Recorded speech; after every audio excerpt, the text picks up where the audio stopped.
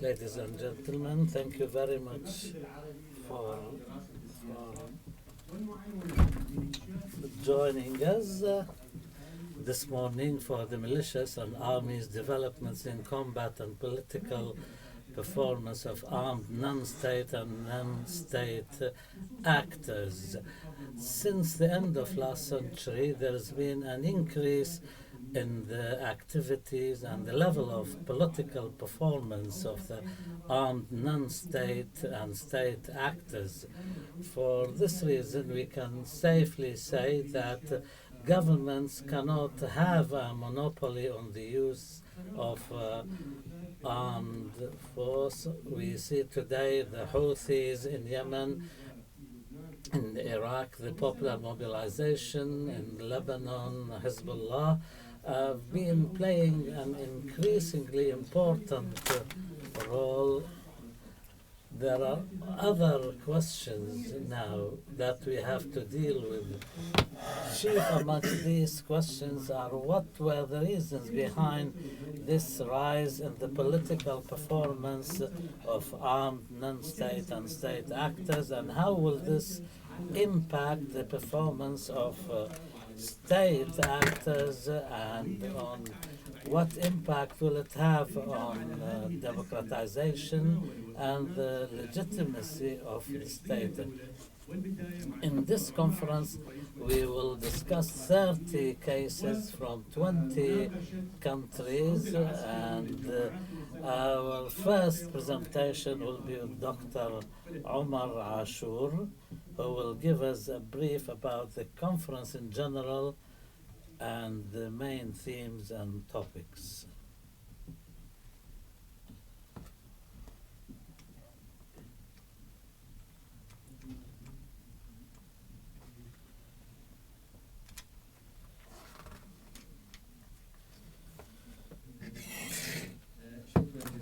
Thank you very much, and welcome, ladies and gentlemen, to our second annual conference at the Strategic Studies Unit, and our thanks go to all our colleagues here in the Institute and our guests from outside Qatar.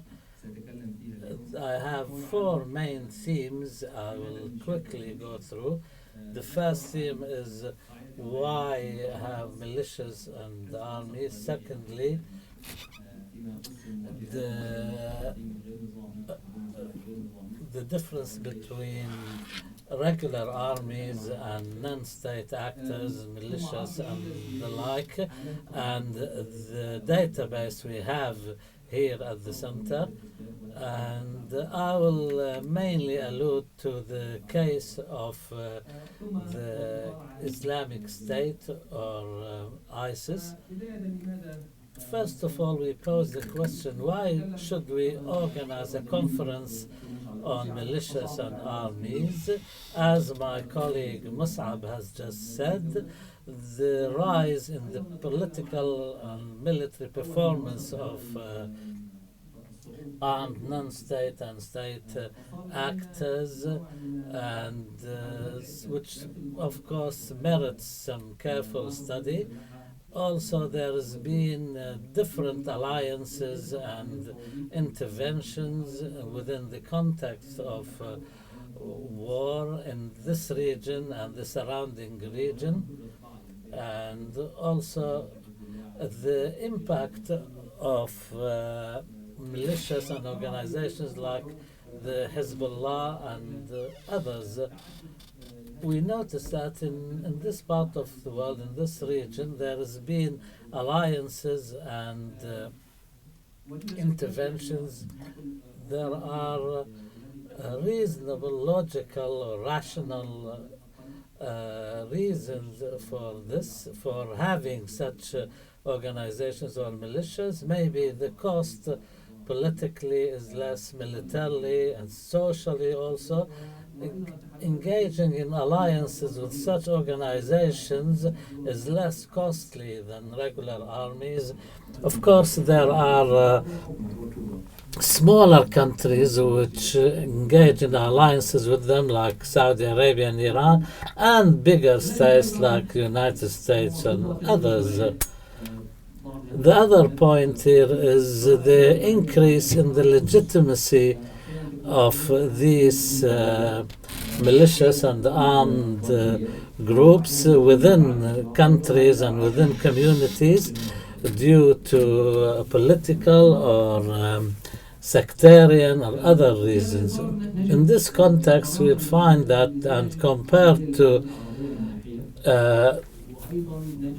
there are less sources in Arabic and than what's written in the English language. Also in the literature, the Arabic literature, there is usually lack of focus on the speciality of the subject, and whereas the literature in English is more interdisciplinary, and we try in our center here to deal with that. This is simply why we should focus on these armed non-state and state actors. From a historical perspective, we used to see that because states are usually the ones who monopolize the use of violence and armed force, and the states have the resources, they would usually win when there is a confrontation with lesser armed and organizations with lesser resources. But this has been changing. In fact, we find that in the second quarter of the 19th century, this was the way things were going.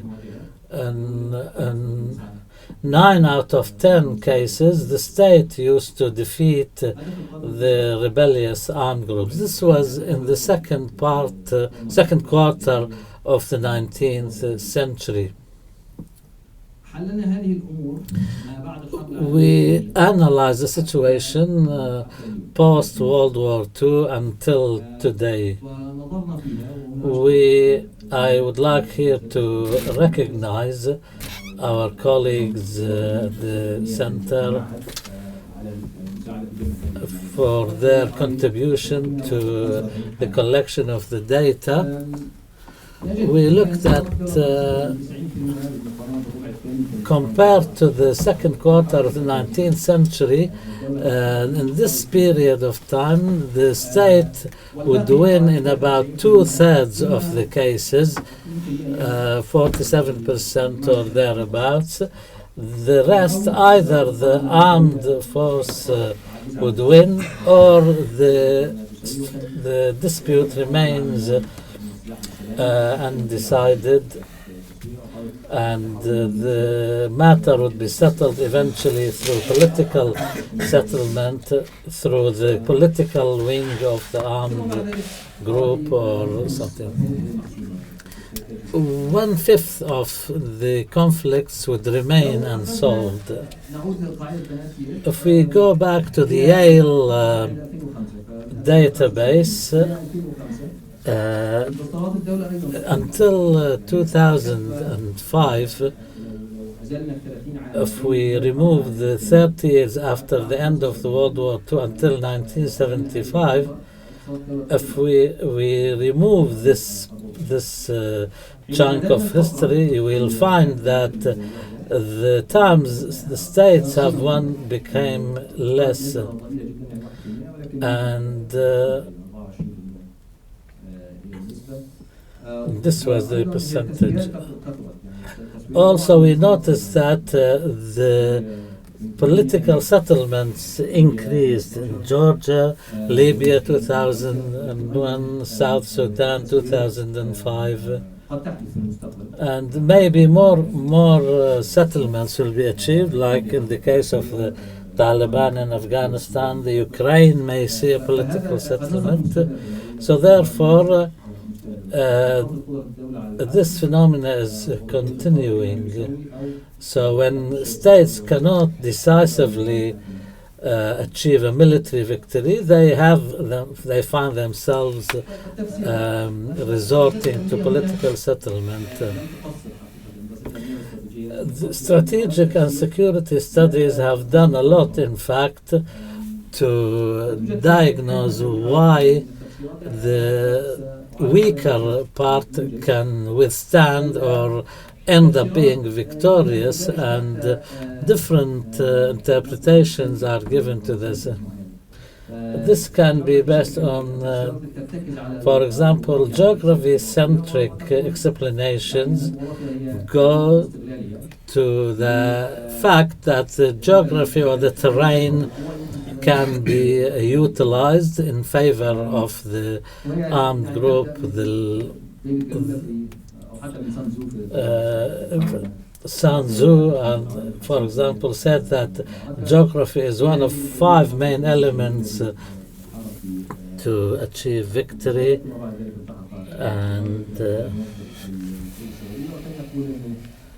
and other also experts have recognized the role of geography, that if a revolutionary force or a rebellion is not supported by its geography, then they're doomed to failure, as some experts say. And this applies also to the state. When the state goes far, so far as the geographical distance is away from its centers, then its grip will weaken, and the ability to wage battle may weaken.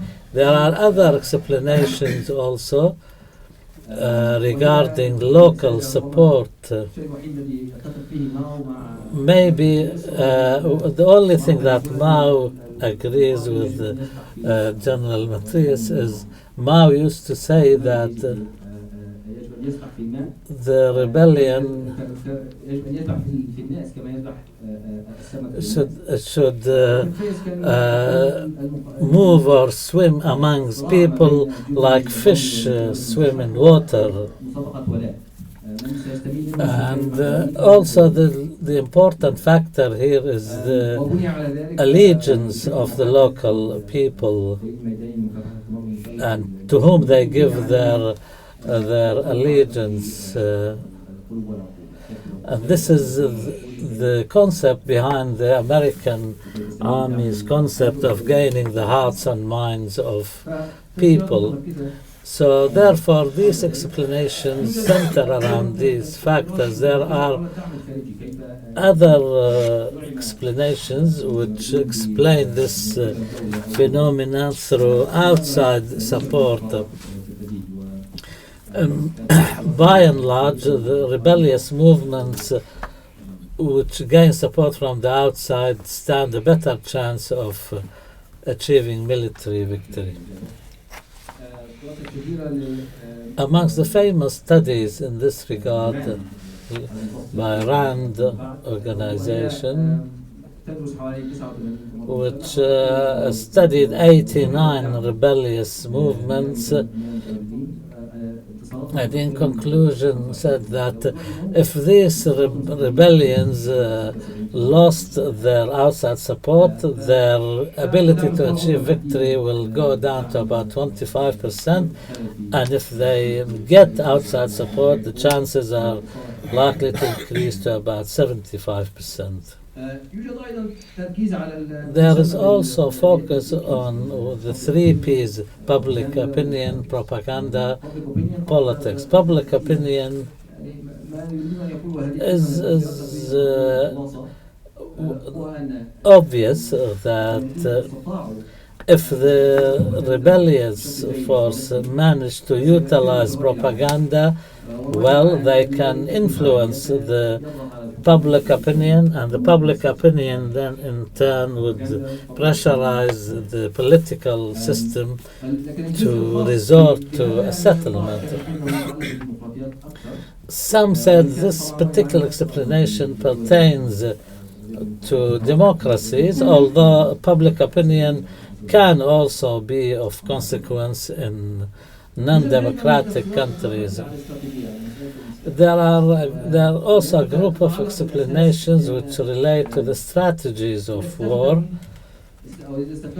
If the non-state actors use, Mao used to say in the beginning, if they, for example, if the state army attacks, we withdraw. If they withdraw, we attack. If they rest, we will skirmish with them, etc. So strategy matters, in other words.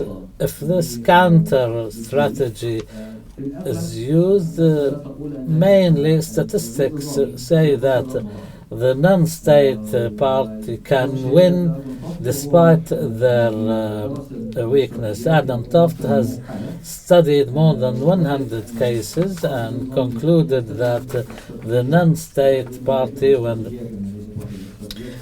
it uses these indirect fighting strategies like Blitzkrieg and others, then 60% of the cases they can achieve victory. Of course, there's a lot of explanations on strategy and counter strategies.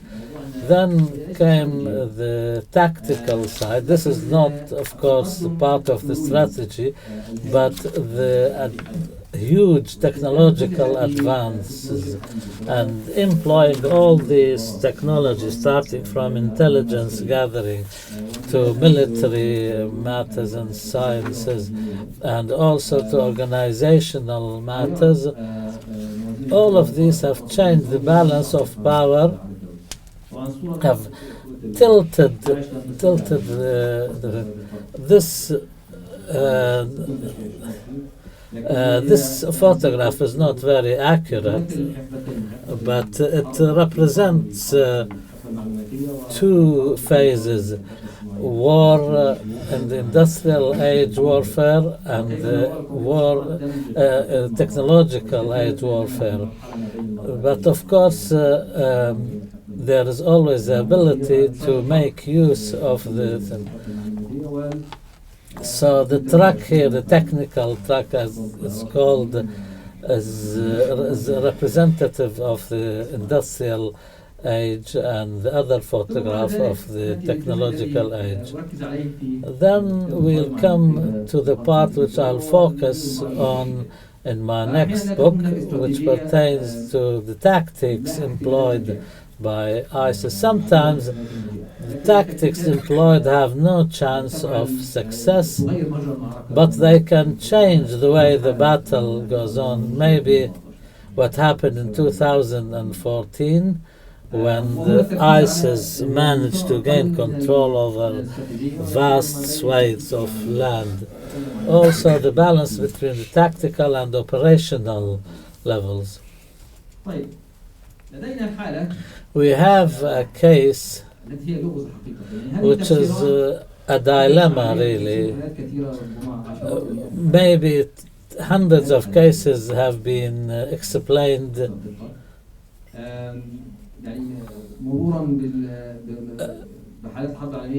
including or starting from World War II to the Cuban Revolution, which hundreds of fighters fought an army of 40,000, Batista Army, and Santa Clark battle, for example, and a very small number of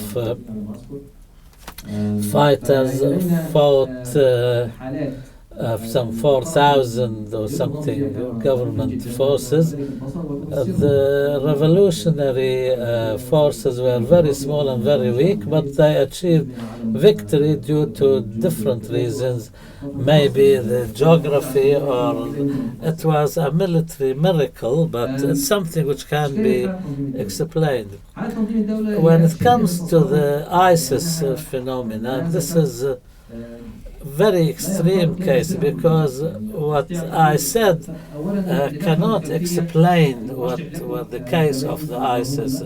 We have 2 books published by our center, Part 1 and Part 2 on ISIS. The Part 1, Volume 1, was on the political and sectarian behavior, and the second part, the first part by Dr. Azmi Bishara, and the second volume was by a group of scholars from our institute here. The traditional explanations like geography, local support, outside support cannot explain the phenomenon of ISIS. Why? Because the ISIS managed to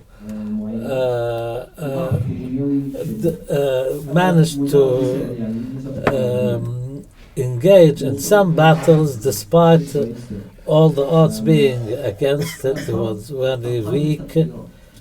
I chose here the smallest estimations. In Mosul in 2014, the proportional percentage was 1 to 40.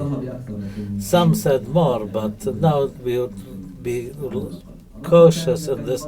In Al-Raqqa, they were fighting an alliance of non-state armed groups. The percentage was 1 to 5.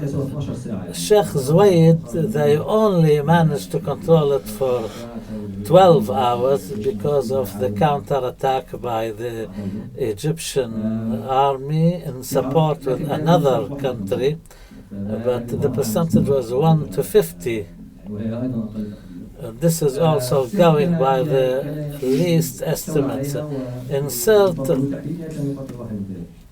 they were fighting 1 to 3 from August 2016. There was international support, of course, American air support for the forces ISIS was fighting. These percentages do not take into account the firepower or international support.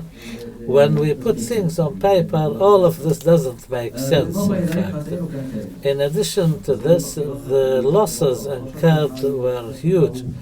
In 2014, they had around 50 killed people, fighters killed every day, and the estimates go to, in total they lost some 45,000.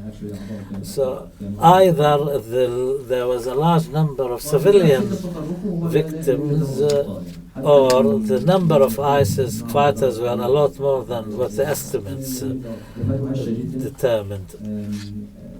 Another factor is, for example, there were alliances they used to engage in, like Al-Fallujah, for example.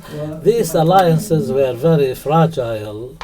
Sometimes they used to get into them and soon the other party will turn against them or something. For example, in Afghanistan, 2001, after the 9/11 events, the Taliban collapsed after 2 months, and there was not huge land battles. In Mosul, it took 34 months to be liberated from ISIS. The map behind me shows in red the areas that ISIS controlled, and then the dark red ones are the ones which they lost or they kept until 2018. So how did ISIS? How does ISIS fight its wars?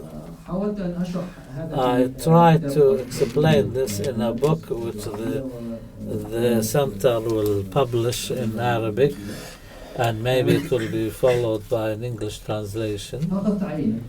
I took a sample, some 20 battles in 10 fronts in 4 countries: Egypt, Libya, and 6 battles in Iraq, in Mosul, Ramadi, and Fallujah; Syria, 8 battles in 2 governorates, Raqqa and Dur al-Zur. Also, the situation in Syria is very complex. In fact, each governorate requires an entire book. I took 8 samples only from the battles in Syria. In Libya, 4 battles, Derna and Sirte. Some were defensive battles, some were offensive battles. In Egypt, when Sheikh Zuwayd in northeast Sinai.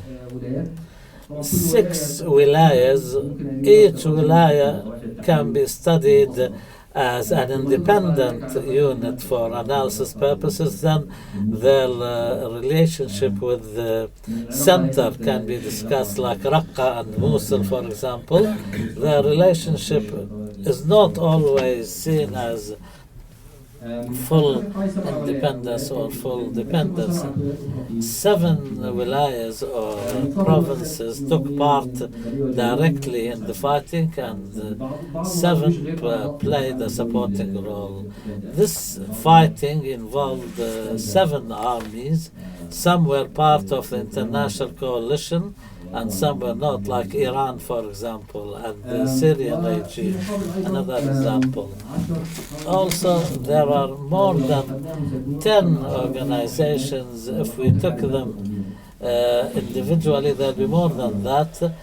For example, in the Syrian Democratic Forces or the Popular Mobilization Iraq, there are different organizations under the umbrella of one organization. If we take them individually, there will be around more than 29 organizations. Different campaigns took place under different names, and the ISIS on their part issued some 200 media releases, videos, interviews, etc., of their bulletins. When we come to the tactical level, I don't want to take too much of your time. I don't have much time left.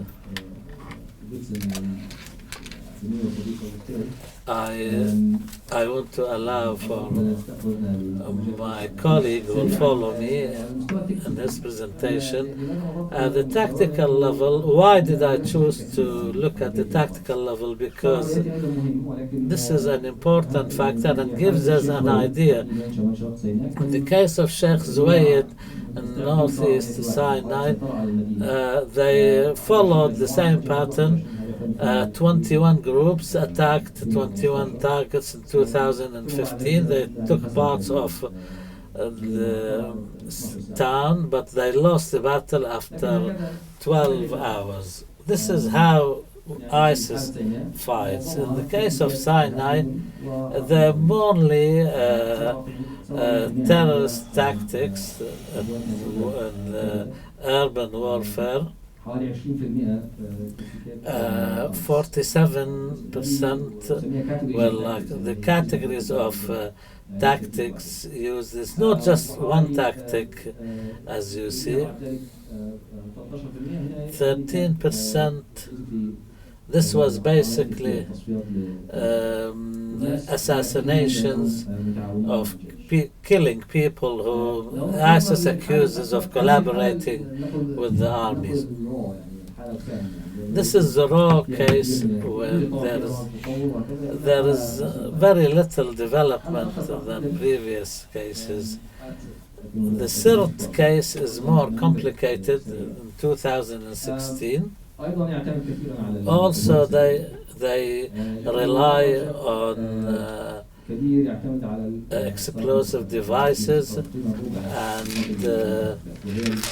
also they used car bombs. The part that really needs explanation, I'll allude that in my book. They had heavy weaponry, so they did not need to use people, actual human beings, in car bombs rigged with explosions to go and blow themselves up. The same thing happened in Raqqa. Although they had more than 10 tanks and 30 field artillery units, heavy artillery, but they relied on these car bombs more. They have their reasons for that because they excel in using them. Then we come to the case of Mosul. If the Sinai case was in the bottom, was the lowest, the Mosul case was the highest, and the high standard in Mosul was apparent when they managed to, the coordinated arms, they used to coordinate the car bombs with sniper formations and also drones. The drones were either guiding the car bombs when they moved on the ground to hit the targets. And I don't want to delve into much details. On the third day, Hugh Cummings will be talking in detail about this. Also, another presenter will talk about this. In Mosul, maybe this was the best they reached at the tactical level. But there was an alliance, fighting against alliance of 60 countries, but the battle was delayed to be decided for 10 months because of these reasons. ISIS have things which distinguishes them, and this is important. They have very high morale. Their fighting units are very cohesive, and the closest thing to a cultural diversity inside ISIS is the ability to fight. They all have that in common, despite their backgrounds, different countries, different cultures, and also they fought in many different countries, so therefore they battle hardened. They have regular fighters and they have non-regular fighters and some local fighters who provide support at the local level. But this can apply to them as much as it can apply to others, to armies or to other groups like Jabhat al-Nusra and others. But maybe the most two important factors I concluded is they had the ability to adapt at the strategic level and the tactical level. They used to mix between like conventional warfare to urban warfare and to guerrilla warfare tactics. Also, despite the huge imbalance in the balance of power, they have some 15 main tactics they employ usually, and for example, they used to transcend the national borders to gather information and to utilize resources. Also,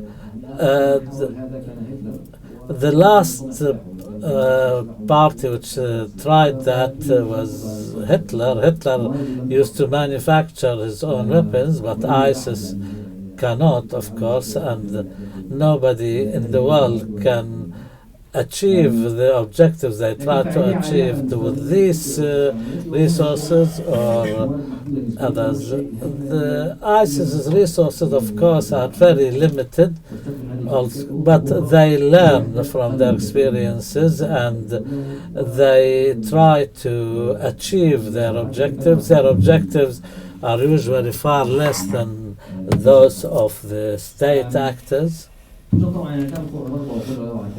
Of course, ideologically speaking, ISIS is not able or willing to reach any settlements, but we have nonetheless real challenges in the short and long term. When President Trump says that ISIS was finished, we got rid of it, this is not true. This statistics are from last week. I cannot check the numbers about this particular statistic. They indicate that ISIS is still in existence, some to do with the political environment or some to do with their tactical abilities, and they will no doubt have strategic impact. The questions we posed for this conference were alluded to by my colleague Dr. Mus'ab al-Alusi. These are the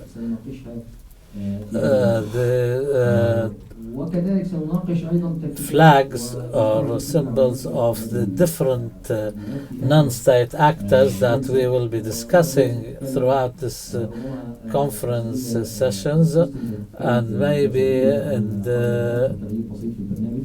there'll be a small change in the program. Our colleague will talk about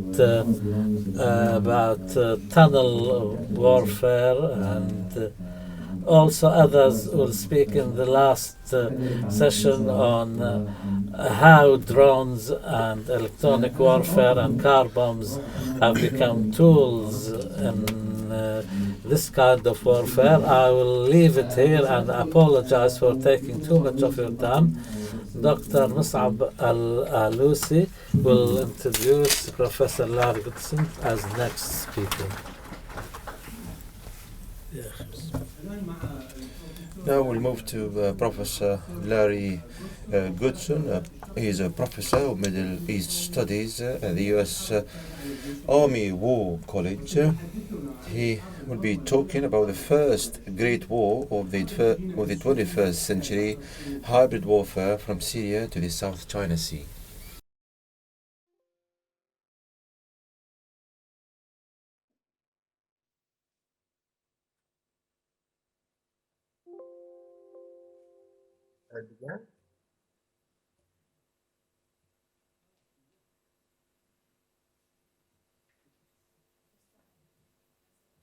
Morning, should I? Yeah, you can start. Thank you. I'm just trying to put the slides up.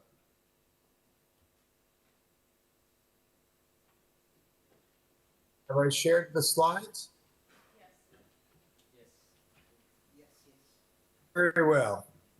Good morning, Doha. I'm very pleased to join you. I hope everyone can hear me okay. And I want to thank the organizers, Professor Ashour, and everyone there for including me in this event. I'm not so happy that I'm not there in person. I know that it's 21 degrees there and it's -3 degrees here in Pennsylvania in the United States. But I hope I will be there in person sometime soon. I am required at the outset to give you the disclaimer that none of what I'm about to say represents necessarily the views of the Army War College where I work, the Department of Defense, or the U.S. government in general. These are my views. And so I hope they'll be interesting to you. I think you'll see pretty easily in places where my views might diverge from those of my government. I, I, I think we all both read and then listened to Omar's micro and meso level presentation when he and I discussed my participation in this conference and this particular presentation. We agreed that I would pull everything very far back and try to make a macro level presentation. So that's my intent. You see the title, First Great War of the 21st Century, Hybrid Warfare from Syria to the South China Sea. And that's absolutely what I intend to try to do. I have a few slides that I'll use in the background as I go along. I hope it'll be useful and interesting for you. And with that, I'm going to jump right into my presentation.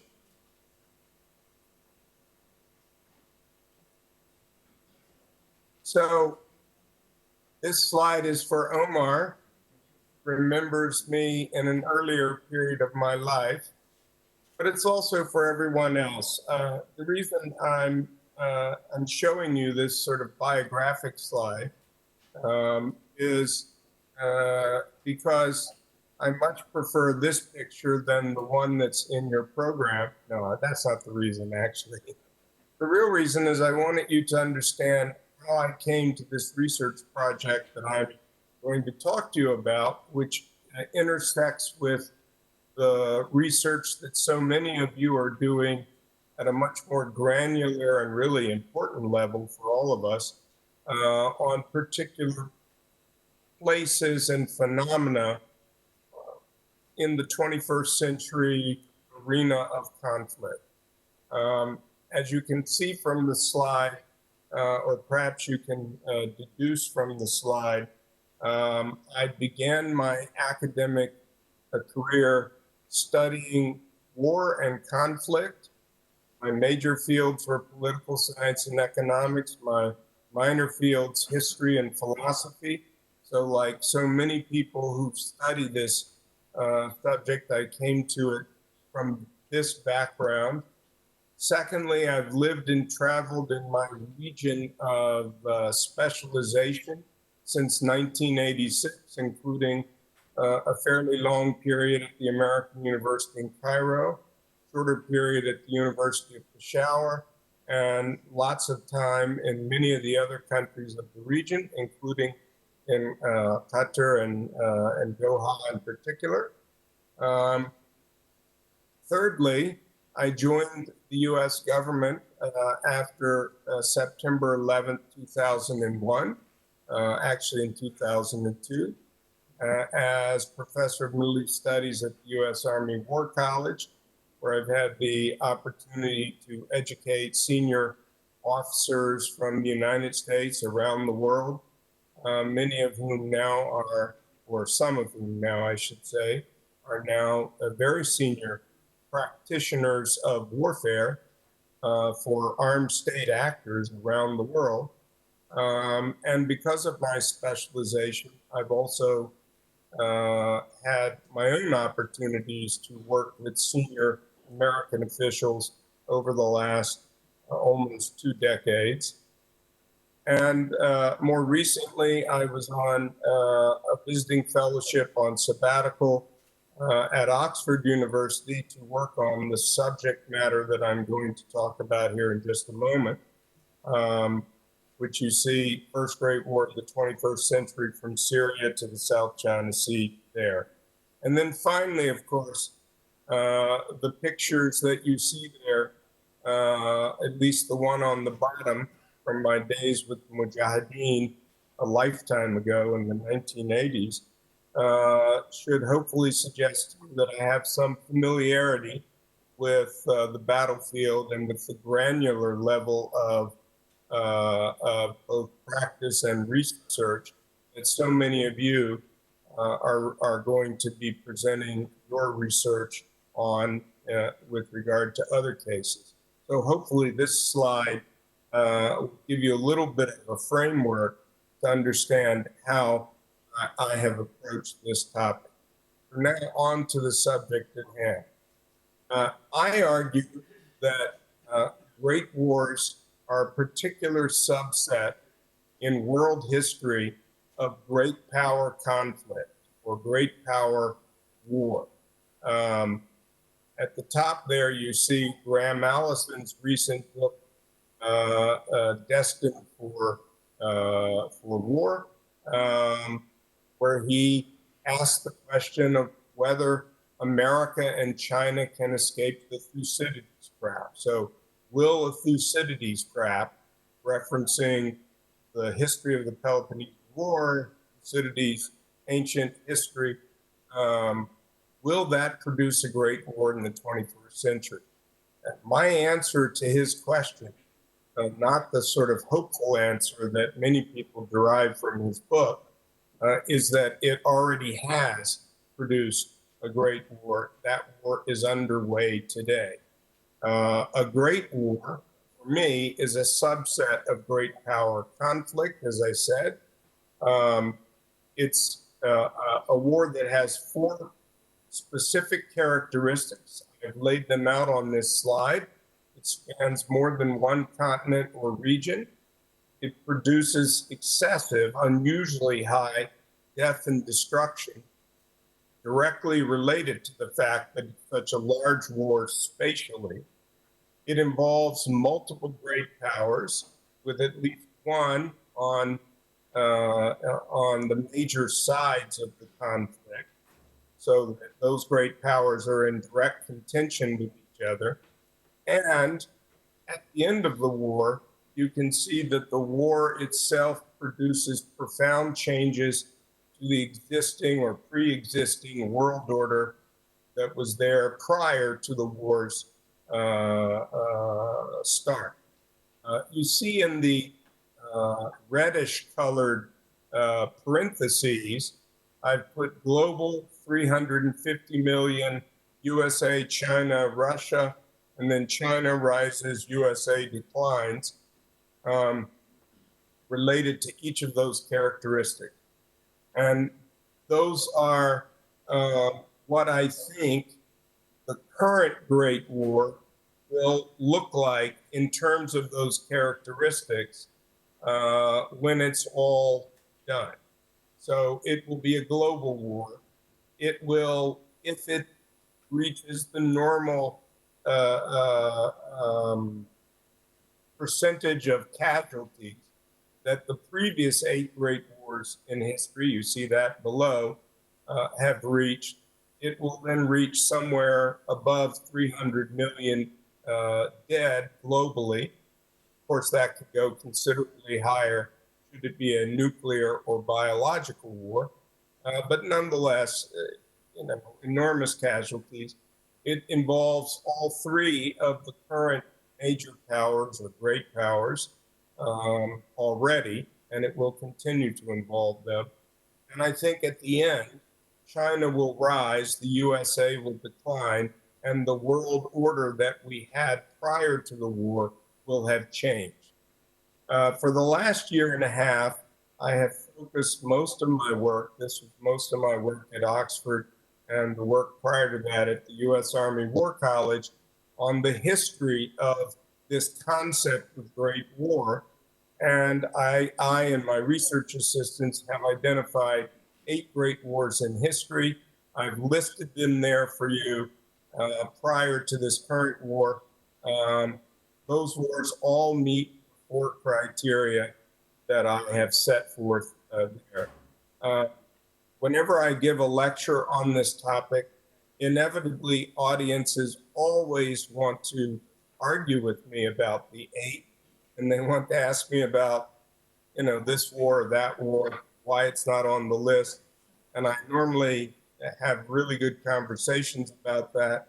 I'm anticipating that because of the subsequent focus of my presentation, that won't happen today, but I certainly would be pleased if anyone wanted to send me an email or a text and ask me about this or that, or point out that I should have included this or that. not included something else, that's of great interest to me. But moving on. Now, in the 21st century, I would argue that this current Great War is different from the 8 previous Great Wars in human history, for the reasons that I say here on this slide. The changing character of war has led to the rise of hybrid warfare for a multitude of interrelated reasons. So I just want to take a minute, since I'm supposed to be providing a theoretical and sort of macro look at the state of war in the world today. I want to take a minute to just go through those different reasons, and then I'll move on to talk a bit about hybrid warfare and the theory behind that. First, we have new domains in which to fight war.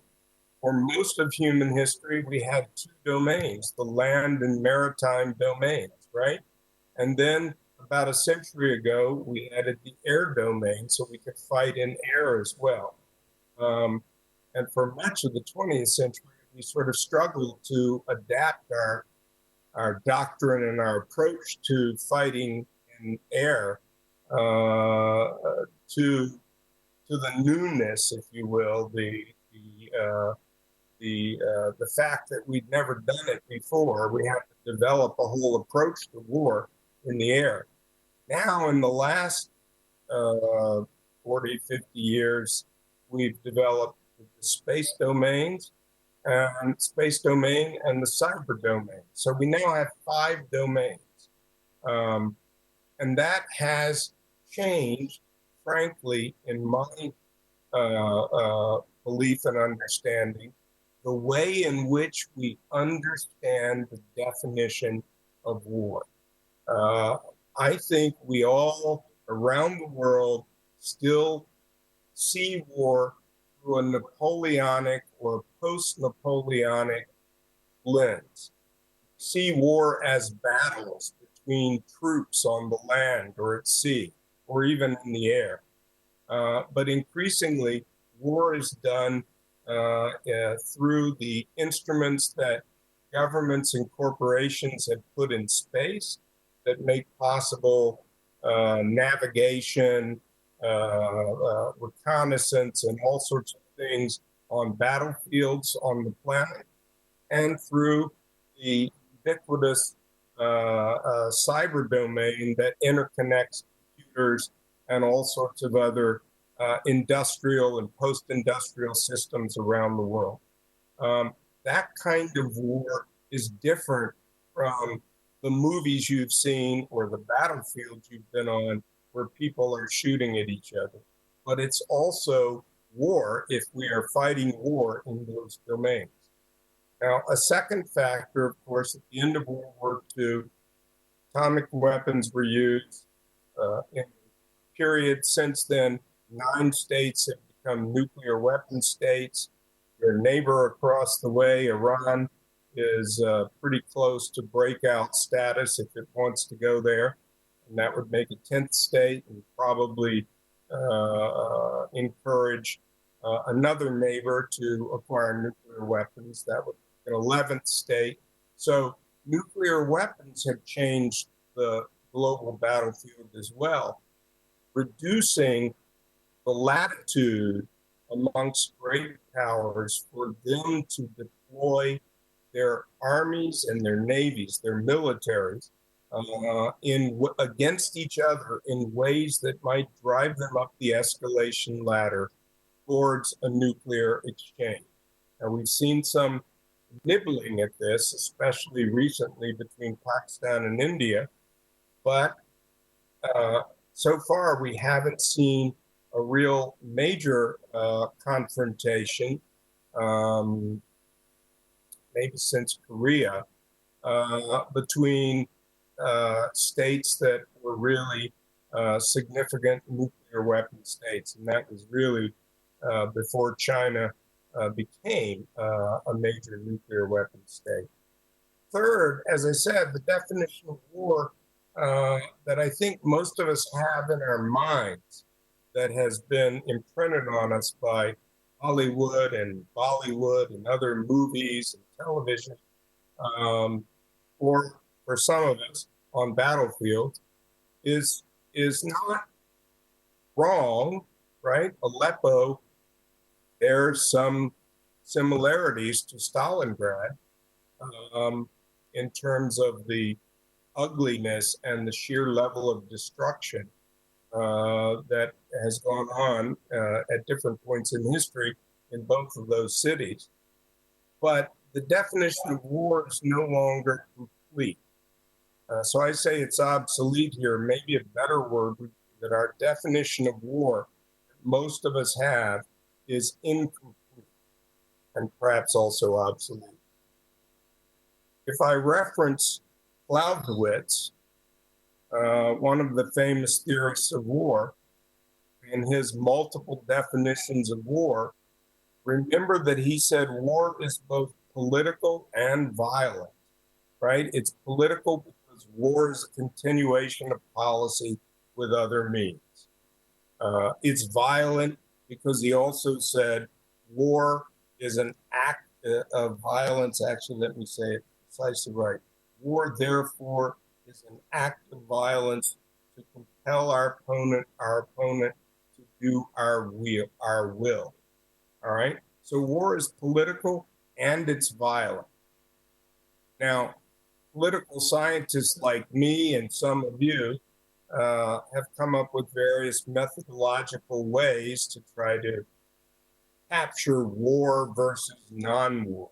It often centers on armed, uniformed state combatants, a certain number of them engaged in some form of clear combat, armed combat against other state combatants or non-state combatants that involve a certain number of casualties. But I think in the context of the new complexity with the 5 domains, war is anything that is both political and violent. Now, other instruments of power, therefore, other than the military, can be used. And if they are used for a political end and to compel our opponent to do our will, then, as far as I can see, those are acts of war. We saw a rise of this in the world post-World War II period when the 2 major powers in the world, the Soviet Union and the United States, engaged in what we might call early forms of hybrid warfare, largely using the other instruments of power that were available to them, other than the use of their militaries against each other in a direct confrontation. So in the US government, we often use the acronym DIME as a sort of metaphor. I use it as a metaphor. Sometimes my students and colleagues use it in a very prescriptive sort of way. DIME, of course, stands for diplomacy, information, military, and economics, as 4 major instruments of power available to governments. But in a hybrid warfare situation, you would have to use the entire alphabet to construct an acronym, because everything can be used by a government, especially an authoritarian government with expansive powers, or a non-state actor that has expansive powers in its domain to commit acts of war. Now, finally, I'd add one last piece to the equation that sometimes is overlooked or is viewed as a separate issue, and that is U.S. military dominance since the end of the Cold War. Just using the figures for fiscal year 2019, or you can see in the chart on the slide from IISS, the United States spends more than the next 10 countries combined, which includes China and Russia, on its military Right now, this year, the budget request is for more than $700 billion of spending on our military. That doesn't give us a great, war record these last 20 years, but it does give us, by us I mean the United States, it does give the United States global reach, and it does make it hard for all of those second and third and fourth tier powers to ever think of challenging the United States in any sort of conventional way, right? Our former National Security Advisor, H.R. McMaster, General McMaster, once said that there were only two ways to fight the United States: asymmetric or stupid. And the reason for that is this great disparity in spending and, in some cases, with regard to many countries, technological capability. And so all of these factors together have given rise to hybrid warfare as the way that weaker actors challenge stronger actors. But it's increasingly becoming the way everybody challenges everybody, with the exception of very strong actors fighting a weaker actor in a specific combat situation. Now, turning my attention to hybrid warfare. My definition of hybrid warfare you see here in bold type. It's the use of all instruments, elements, determinants of power in a coordinated, comprehensive, and holistic way, including violence or the threat of violence, to achieve national ends. And last year, when I was out doing research all over Eastern Europe and Middle East and Europe, while I was at Oxford, including some very nice time spent with Etienne Gertjan. I think I see him in the audience there. Anyway, I know he's part of this event. What I increasingly found, especially when I asked people in Kiev about how Vladimir Putin of Russia, approached hybrid warfare or asymmetric warfare towards Ukraine, what I heard was he's not a strategist, he's a tactician. And increasingly I came to realize, or I came to believe, I'd be happy to be challenged on this, that hybrid warfare doesn't build strategists, it builds tacticians, because it's all about being able to use every instrument, constantly taking every action that happens, whether it's a win or a loss, and turning it to the advantage of your power, your country, to achieve your ends. And so you see, I've got a long list. I won't read all of those out unless I need to, right? For you to look at there. And none of those really involve the sort of conventional or nuclear strategic military to fight another major country's military in a sort of force-on-force engagement.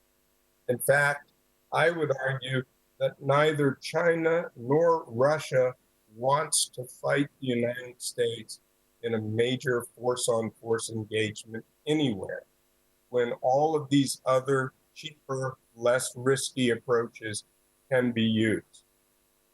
The downside to this, and the reason why I see the current Great War as being a hybrid war, is that hybrid war is essentially permanent war. There's no reason ever to back away from it. There's no real declaration of war and no peace agreement at the end of that war. If you can take all sorts of setbacks and losses in stride and shift your focus to economics or cyber or attacking somebody else or buying or renting new proxy or any of the things that I've listed there. And so you'll see on this slide, there's nothing about strategy. Now, that's not to say there's no strategy. I think the great powers all have geostrategies. But as I said before, the second powers challenge the superpowers, or maybe a better way of putting it in this context is Russia and China, the other great powers, challenge the current top power, the United States, in a nuclear age indirectly rather than directly, as I've already suggested. I think the primary ends, this is sort of an ends, ways, means slide, right? So therefore, I'm talking now about strategy. Primary ends of Russia, you see there, are to stop NATO's eastward expansion, regain the near abroad, and sort of weaken Europe. I didn't put it that way, but you see Ukraine and elections, sort of weaken Europe as a counterweight to Russia. I think the ways they've been trying, the Russians have been trying to do this have been through hybrid warfare, gaining more control over the Black Sea and pushing more presence into the Eastern Mediterranean Sea, perhaps even seeking a permanent presence in a warm water port such as in Syria or further south. And the means, I put a question mark merely to say that I'm not familiar with, and I'd be very happy if someone knows and could share how to measure the spending on hybrid warfare capabilities, since for Russia and China in particular, but also for the United States, so much of that spending is not only not with the military, but it's not even, in the case of Russia and China, with the government. It's with criminal gangs, it's with oligarchs, it's with state-owned enterprises. It's in a lot of ways that we wouldn't traditionally consider conflict-related or military spending. China, I think, wants to dominate Asia and rise in the end to lead the world. And the ways it's trying to do that have been through what was originally called unrestricted warfare or hybrid warfare, the Belt Road Initiative, also called One Belt, One Road, control of the South China and East China Seas, acquiring resources and markets and ports to facilitate its Made in China 2025 strategy, and then this military-civil fusion that we've also read and heard so much about. And again, I put a question mark by the means, because while we know the military spending, we don't necessarily know the rest of it. The United States is much more conflicted about its end, because frankly, our president has been very unpredictable and has repeatedly said one thing and then another thing that's hard for us to sort of make sense out of. So on the one hand, we emphasize in our documents, national security strategy, many of the president's statements and speeches, that we are going to maintain our global leadership role.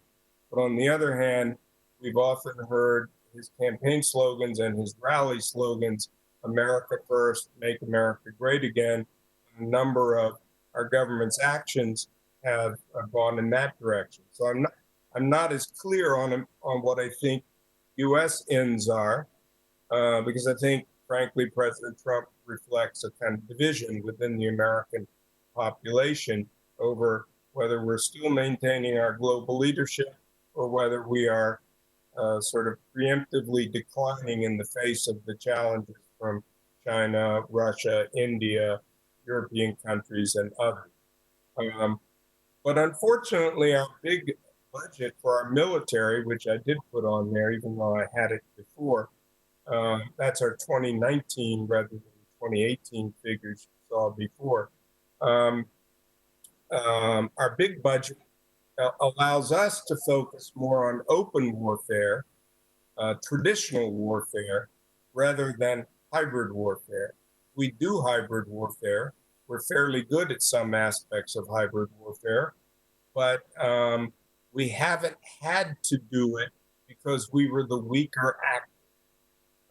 Maybe when we slip to second or third or fourth in the world, we'll get better at it. But it's not our go-to approach to warfare. And I've already mentioned inconsistent messaging and unpredictable behavior. Now, before I close, since I promised Omar I would talk about theory, and I know this is boring to most people, but I like to remind everyone that hybrid warfare is not a new thing in the world. It existed in ancient times, especially in the writings of Sun Tzu and Chanakya or Kautilya, the author of the Arthashastra, who some 2,300 years ago in northern India laid out this whole theory of hybrid warfare. And I won't waste your time with all of it, but I'll just point out several aspects of that theory and suggest that we are seeing a return to this approach to warfare from the more conventional warfare of the Napoleonic and post-Napoleonic period. He talks about Yudha, or four types of war, which you see there: open war, concealed war, silent war, and war by counsel, all of which collectively, take them all together, are ways that the king, right, the Raja, could interact with neighboring kings in northern, what would today be northern India. The Raja Mandala, or Circle of Kings, or maybe we could translate that in modern time to Circle of States, suggests the now famous Arab proverb, the enemy of my enemy is my friend, that two states sharing a common border are, in a sense, intrinsically hostile to each other. And so these types of war can be used if Omar is my neighboring state and we are hostile towards each other by sort of geographic position, then we can use these types of war towards each other. We would be guided to do so by Sadgunya and Nirupayas, which is the sixfold royal policy, and kind of derived from that the approaches that we might use towards one another or towards other neighboring kings or states that might be our allies or neutrals or supporters of our opponent. So if I'm strong relative to Omar, a very unlikely prospect, Omar, but let's imagine it for a moment, I might want to use open war because I'm stronger. I could go right at you. Whereas if you're weaker, you would use concealed war or silent war or even diplomacy, right? And likewise, you can see that we could use negotiation or alliances. We could use gifts or compensation, intrigue or trickery, force or armaments, or samadana bedadanda, as you often hear on the subcontinent. So there are different ways to construct approaches towards the world of states. And this was understood, nearly 2,500 years ago around the world. Over time, technology and changes in the approach to war made us sort of move away to this and think of war as something that is declared, waged by armies, and then diplomats decide on a peace. I think we're back to this kind of world where war is permanent. Diplomats are part of the war-making machine. So are intelligence agents, so are soldiers, so are industrialists, so are people in the news media. It's all part of the struggle for power between states. Finally, really a piece of the conference that I originally thought I would write about and contribute on until I was given this task to talk in a more general way, a more macro way, is the role of non-state actors in hybrid war. Now, many of you are writing about pieces of this puzzle and know it far better than I, so I don't want to get into anybody's area of expertise. So these are really sort of hypotheses or propositions rather than statements that I feel confident are facts. But it seems to me that based on my own experiences, a lot in Afghanistan, some in other parts of the Middle East, some in Pakistan, seems to me that non-state actors, especially armed non-state actors, can be both independent and proxies.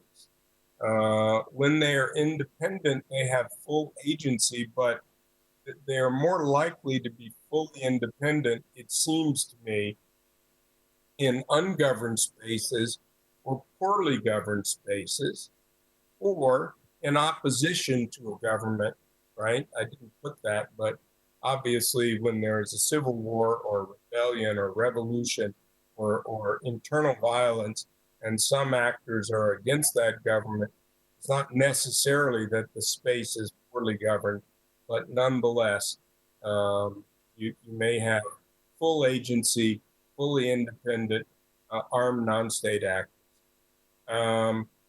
They also may be proxies, varying degrees of autonomy, since proxies can also have some agency, especially through the reality that in especially volatile war situations, parts of Syria come to mind, proxies can change sides. Afghanistan back in the day also comes to mind, where you can see proxies changing sides. You also have some sub-state actors that put the Pakistani Intelligence Service, the Inter-Services Intelligence Directorate there, or quasi-state actors that put the Russian mercenary group, the Wagner group. Some of those actors can behave or be utilized as proxies also. And then finally, of course, what tends to happen over time is that non-state actors that begin as independent and become proxies, I believe, in direct relation to their utility to larger actors. States can also, they can't really become proxies in my worldview because of their own sovereignty and interest, but they can be leveraged as clients by, again, larger and more powerful states. We've seen a whole range of clients and proxies in the Syrian war, also in the Yemen war, also in Libya, throughout the Middle East and elsewhere in the world. So I'm really quite interested in the papers that many of the rest of you are doing on some of these specific cases where non-state actors and state actors are involved as independent actors, proxies, or both. And finally, excuse me here, I don't know what I did there. Finally, I thought I would leave you with some questions, implications of a great hybrid war. I think they fall into four categories. New international order. This is sort of definitional. The Great War will bring about a new international order. And I put some questions there. We're already going through another reverse wave of democratization, or a wave of autocratization.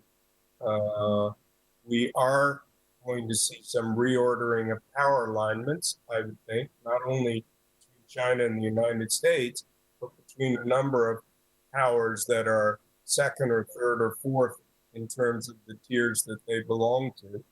And probably the rise of Chinese-dominated or led institutions and structures and the concomitant decline of those led or dominated by the United States. I've also mentioned widespread destruction, such as we saw, for example, in the 30 Years' War or World War II. And I put in italics there. You can see it's in italics that in the Middle East case, Syria is at 30 years war status. But what happens if Syria isn't wrapped up and it spills over, further exacerbates Iran's behavior, for example, Saudi Arabia's behavior, bringing about a regional war, which you see in italics above that. Then you see a few bits of musing about changes in rules and customs of war and societal change. The world might not just be seeing another reverse wave of democratization, it might be seeing the decline of democracy. Is that a good or a bad thing? Are states going to survive, or is the post-Great War international order going to be structured on something else? Will human society, as we understand it today, survive biological weapons being used on a large scale, or climate change and the effects of climate change? These are all questions that I'm thinking about, but I don't really have answers for. In any event, you've listened to me very politely for, I don't know how long. I lost track of the time, but no one told me to stop. So, but I'm going to stop now. I appreciate your attention, and I look forward to questions and comments if you have them now and there's time for them, or if we can do that virtually going forward as the papers of this conference are pulled together into what I think will be a very interesting book. Thank you very much.